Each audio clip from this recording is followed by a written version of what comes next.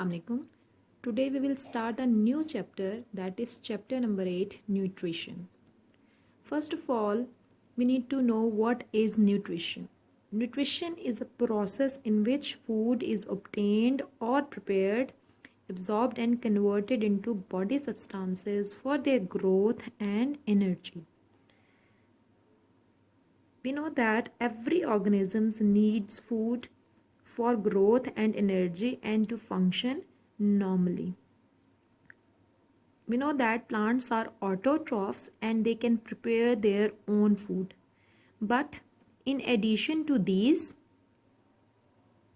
plants also require mineral elements for various activities and structures.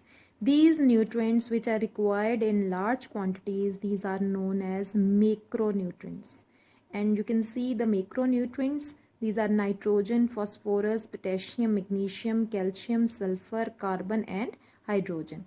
While the nutrients which are required in very small amounts, in small quantities, these are known as micronutrients. You can see micronutrients as well: boron, copper, chlorine, manganese, molybdenum, nickel, zinc and iron.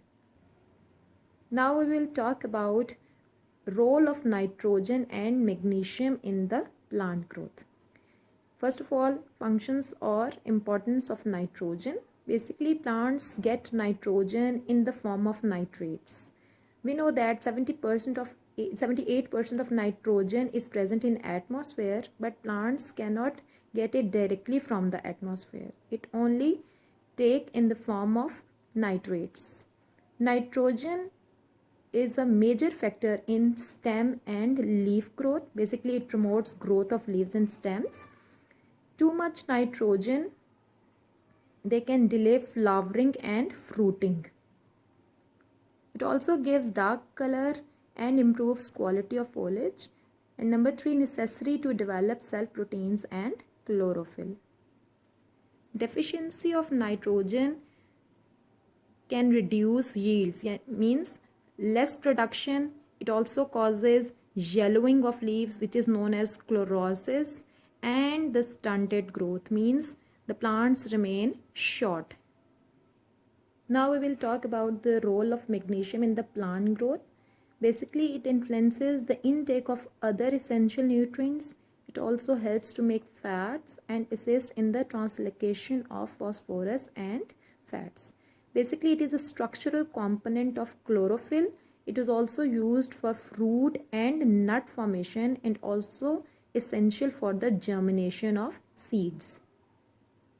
Deficiency of magnesium also causes yellowing and wilting of leaves and also weak stems.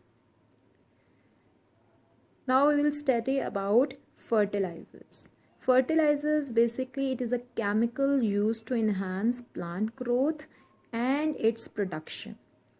Basically, we can define fertilizers as the addition of certain materials to soil, sometimes resulted in plants with desirable characteristics. Means we need more fruits from the fruit plants, more flowers, more vegetables.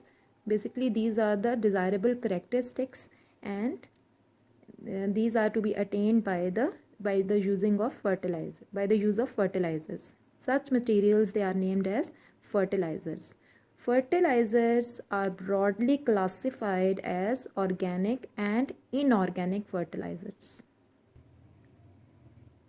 Inorganic fertilizers include rock phosphate, elemental sulfur and gypsum. These are not chemically modified, but if the nitrogen is the main element, they are known as nitrogen fertilizers. Most inorganic fertilizers dissolve readily in water and are immediately available to plants for uptake.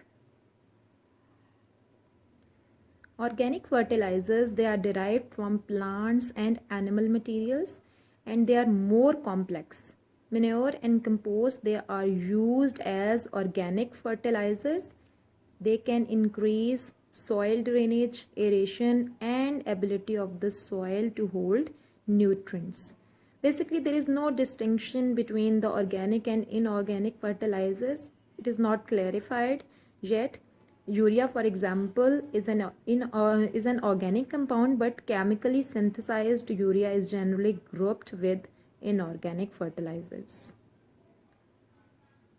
Now we will talk about the effects of fertilizers.